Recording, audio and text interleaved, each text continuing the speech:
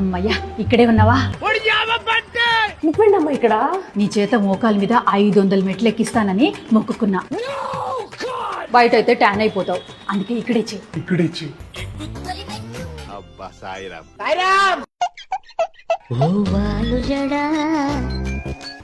మరి ఇంకొక జడమ్మా.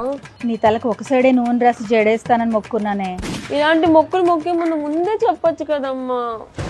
అంటే ఇదంతా నా కోసం చేసుకుంటున్నానా? ఏది చేసినా నీ మంచి కోసమే కదే. దీనికి కూడా నీ పర్మిషన్ తీసుకోవాలా? కర్రీ ఏంటమ్మా రంగురంగులుగా ఉంది? కలర్ఫుల్ పూలతో కర్రీ చేస్తే పూల్లో పెట్టి చూసుకునే ఎన్ఆర్ఐ మొగుడు వస్తాడని మన పక్కింటి రమాంటి చెప్పింది. పనిలో పని 2 ఇంగ్లీష్ పూలు కూడా వేసా. వీసా ఇంటర్వ్యూలో కూడా మాట్లాడాలిగా మరి. అవన్నీ ఎందుకమ్మా? నేను ఆల్రెడీ డ్యూలింగోలో ఇంగ్లీష్ టెస్ట్ కి ప్రిపేర్ అవుతున్నా. అంటే అది ఒక ఇంగ్లీష్ ప్రొఫిషియన్సీ టెస్ట్.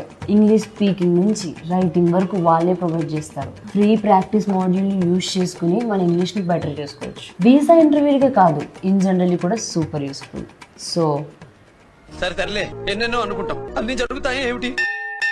అమ్మా, నువ్వు నా కోసం ఇన్ని మొక్కులు మొక్కుతున్నావు కదా, పూజకి ఏం తినకుండా కూర్చుంటావు. అందుకే టైంకి తిని టాబ్లెట్స్ వేసుకుని నెక్స్ట్ నెల నుంచి నువ్వు ఏ మొక్కు మొక్కుకోవని మొక్కుకున్నావు.